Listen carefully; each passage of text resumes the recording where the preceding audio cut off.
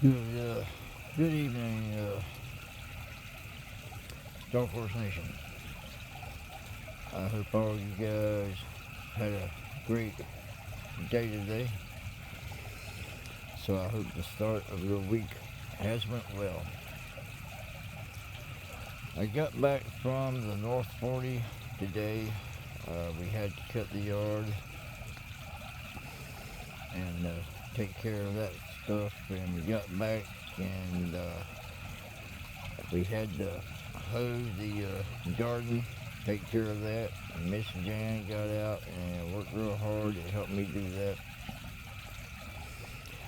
So I've been sitting out here, guys, since before it got dark. I've been thinking about my life, thinking about the future, and about what may transpire in the next several months. Okay? Because nothing is ever guaranteed at all. You know what I'm saying? Nothing.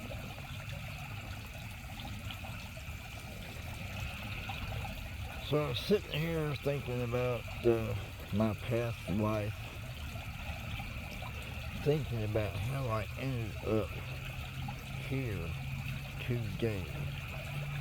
That's what I've been thinking about, guys. You know? And my life, it has been a journey. I mean, from the 1960s up until now, my life has seen so many things.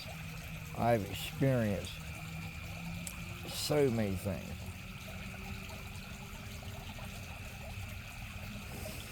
I went from being born in a quaint place called Oxford, England. You know, that had a rich history, guys, to being deposited, basically, on the side of a mountain in the Appalachian Mountains, as a matter of fact, in a small little house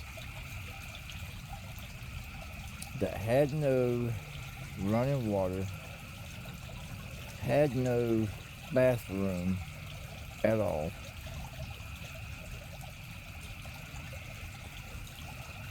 I was thrown in to this environment, okay, due to circumstances.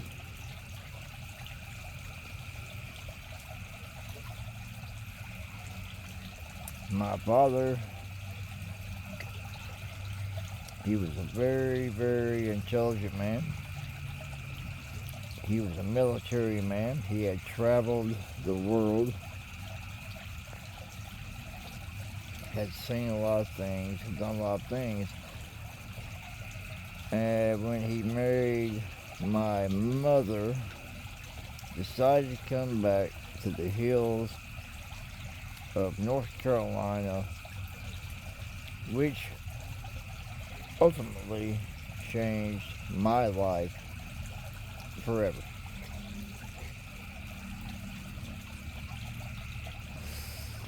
So when we first come back to the United States, we lived in Cape Cod, Massachusetts. I remember the blue water, the white sand. I remember the house that we lived in. And then we had lived in Texas for a while. But then he decided to come back to the hills of North Carolina.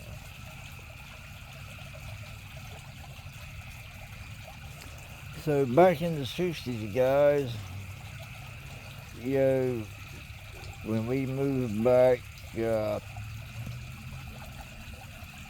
the hill people from that time period, they were unique, so to speak. Their thoughts and attitudes about foreigners was different. Acceptance was very, very rare if you were not from around that area. Okay.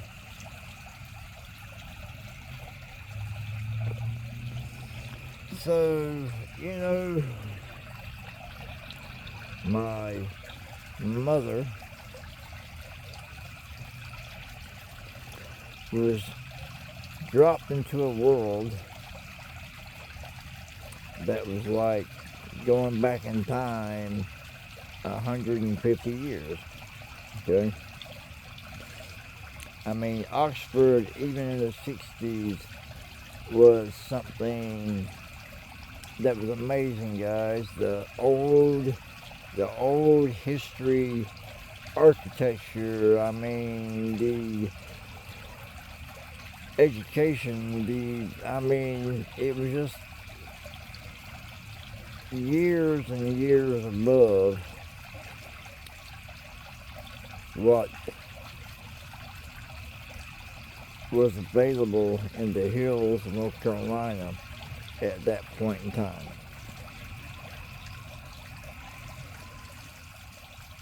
So when we came back to that part of the country, my father had rented a little small house.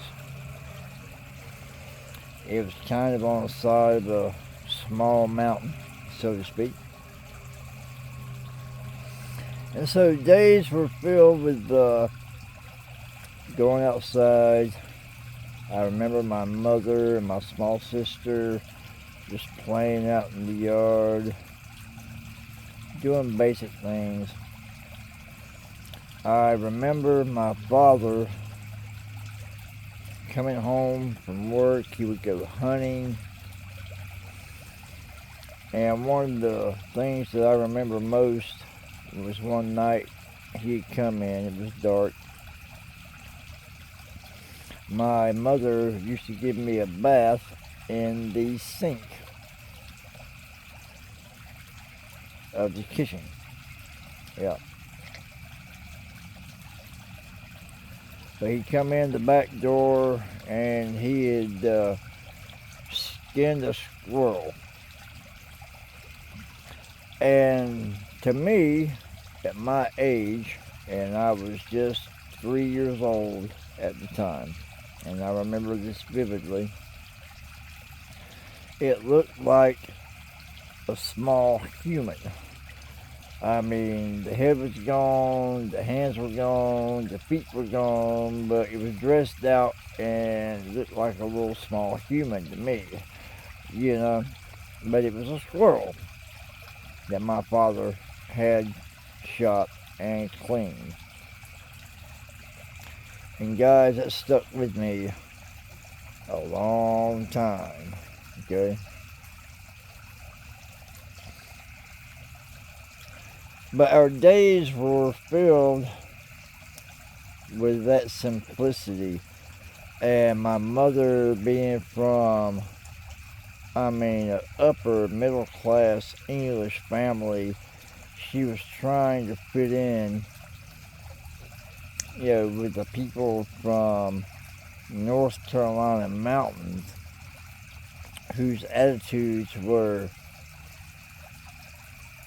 I'll be honest with you, compared to the rest of the world, were simplistic.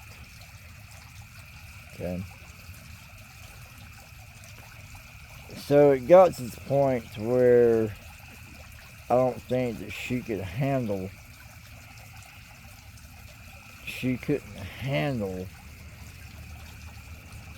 that isolation. My sister was young, and she just couldn't handle it. And it came to the point to where she decided to end her life. And she did that one September afternoon when my sister and I were playing in a brook beside the house. She decided to end her life with a 12-gauge shotgun.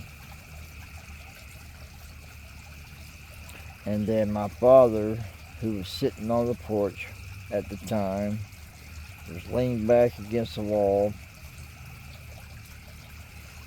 whittling on a piece of wood. And I remember when the gun went off, he ran inside the house, and the next thing I knew, he was carrying my mother outside to the car. So you can imagine the image that was in my mind, from seeing the blood and the matter that was kind of hanging out. That was traumatizing, because my sister and I were just sitting out by the brook playing in the stream. It was a fairly cool September day. And then the silence was broken by the blast of a 12-gauge shotgun. But, when he brought her out to the car, I remember asking him, I said, "Dad, can I go with you?" And he said, "No." And he left myself and my sister there in that little gravel road in the brook by ourselves. And that was the last time I ever saw my mother alive.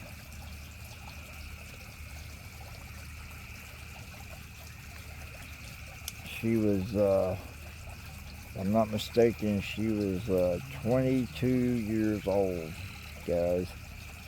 22.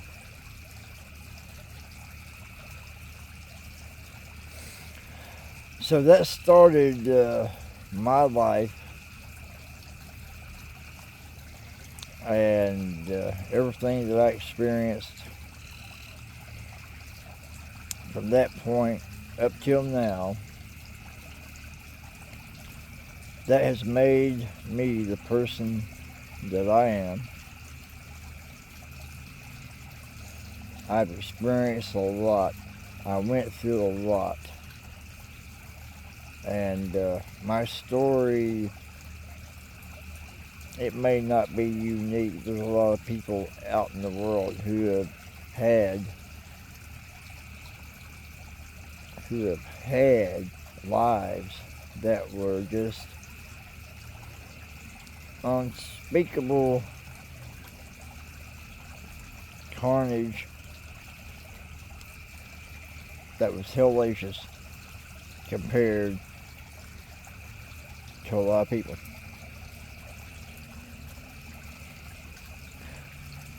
But I've been thinking about this at my age, and I'm thinking, you know what? This is a story I think I should share.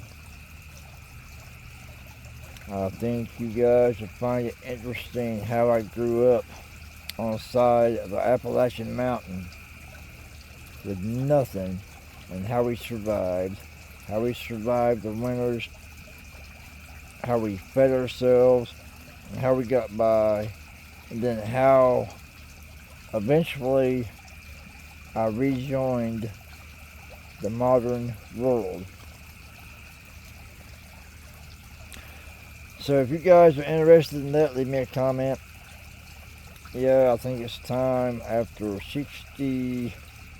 almost 64 years, it's time maybe I'll share this story. And not just, so my own kids can have the history of our family, but to share a story with you all. Because I think you might find it interesting.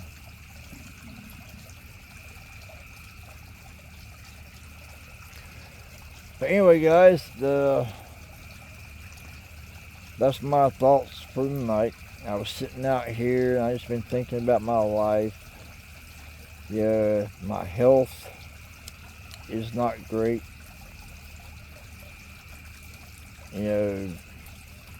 I just don't know how long,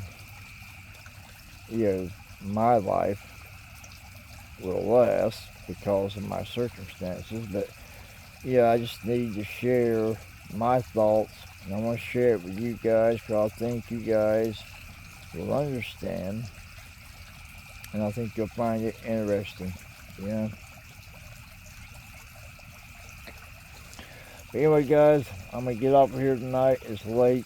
I've been sitting out here just enjoying the sounds, the frogs, the fountain, and the lights. And please like, please subscribe, please share, hit the notification bell, and I'll give you guys another story if you want to hear one. My life has been interesting to say the least. I kid you not. So if you're interested in that kind of thing, let me know. And I'll be adding another video at some point in time. You guys be safe, stay blessed, have a great day tomorrow. I love each and every one of you guys, and thank you so much for all of your support. And I will catch you guys later. And you guys take care.